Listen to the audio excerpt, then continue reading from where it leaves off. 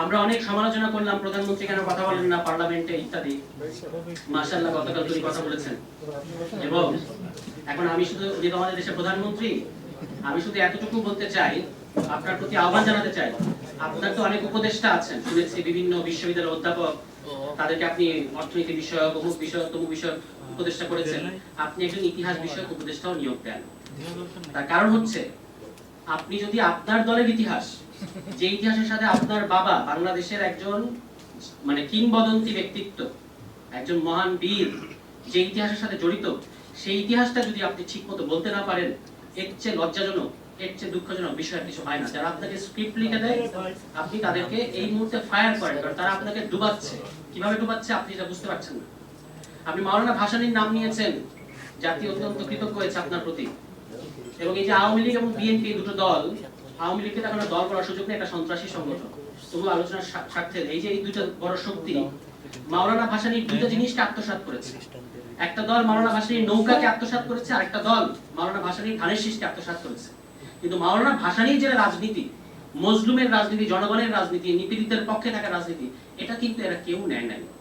কারণ আপনারা জানেন যে মাওলানা ভাসানীকে আমরা বলি মজলুম জননেতা, কিন্তু এই দুটো দলের কারোর মধ্যেই কিন্তু মানে আওয়ামী লীগ তো প্রশ্নই আসে না। এই বিএনপি অনেক ছলচাতুরি, এতক্ষণ আলোচকরা বললেন যে প্রতি পদে পদে কিভাবে বাংলাদেশের মানুষ তাদেরকে পুরস্কৃত করেছে, আর তারা কিভাবে বাংলাদেশের মানুষকে বারবার খাদের মধ্যে নিয়ে গেছে।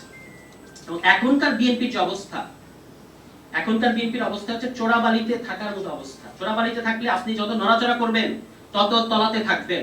বিএনপি কিন্তু 2 মাসের মধ্যে নড়াচড়া করতে গিয়ে মানে তলানির দিকে চলে যাচ্ছে। কোথায় গিয়ে মানে শুধু তো তারা যদি তলিয়ে যেত আলহামদুলিল্লাহ, আমাদের কোনো অসুবিধা ছিল না, বাংলাদেশকে নিয়ে তারা তলানির দিকে যাচ্ছে। এবং তারা এই 2 মাসের মধ্যে, মাত্র 2 মাসের সরকার, ইতিমধ্যেই অভ্যন্তরীণ ব্যাংকগুলো থেকে 42,000 কোটি টাকা ঋণ নিয়েছে। এখন তাদের অর্থমন্ত্রী সহ ঋণ খেলাপি, বিশিষ্ট ঋণ খেলাপি, সোয়েটার ব্যবসায়ী, গভর্নর সহ 14 সদস্যের দল আইএমএফ এর বৈঠকে গেছে। তাদের আরো $300 কোটি ঋণ দরকার। প্রধানমন্ত্রী তাদের উন্নয়ন সহযোগীদের কাছ থেকে $2 বিলিয়ন ঋণ চেয়েছেন। কেন?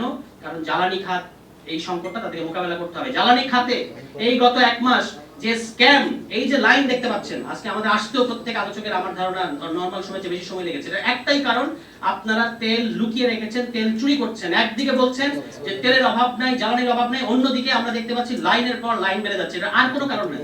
কারণ হচ্ছে আপনাদের পলিটিক্যাল সিন্ডিকেটের মধ্যে থাকা যে সমস্ত বাটপার এবং চোররা আছে, তারা এই তেল লুকিয়ে রেখেছে, আর কোনো কারণ নাই। এবং এই লুকিয়ে রাখার ফলে বাংলাদেশের মানুষের কি চরম ভোগান্তির দিকে আপনারা নিয়ে গেছেন। আপনারা বলছেন আগামী 2 মাসের জন্য, 2 মাস পর্যন্ত নাকি তেলের কোনো ঘাটতি নাই। তাহলে এই লাইন লম্বা থেকে লম্বা হচ্ছে কেন? একদিক থেকে গত মাসে অকটেন যা ছিল, এই মাসে অকটেনের মজুদ আমাদের বেড়েছে, তারাই বলতেছেন, এই তথ্য আমাদেরকে দিচ্ছেন। অন্যদিকে লাইন বেড়ে যাচ্ছে। এর কারণ হচ্ছে, যদি কোনো তৃতীয় বা আন্তর্জাতিক কোনো তদন্ত সংস্থা দ্বারা আপনারা তদন্ত করে দেখেন, গত 1-1.5 মাসে এই স্ক্যাম পরিচালনা করে তারা হাজার হাজার কোটি টাকা এই মার্কেট থেকে উঠিয়ে নিয়ে গেছে, এই চোরেরা, এই বাটপারেরা। এবং এই চোরেদের বাটপারেদের সর্দার হচ্ছে আজকে বিএনপি। মুখে তারা যতই সুশীল কথা বলুক, কিন্তু মূলত হচ্ছে তারা এই জ্বালানি খাতটাকে ব্যবহার করে, এই সংকটটাকে ব্যবহার করে আসলে লুটপাট করছে।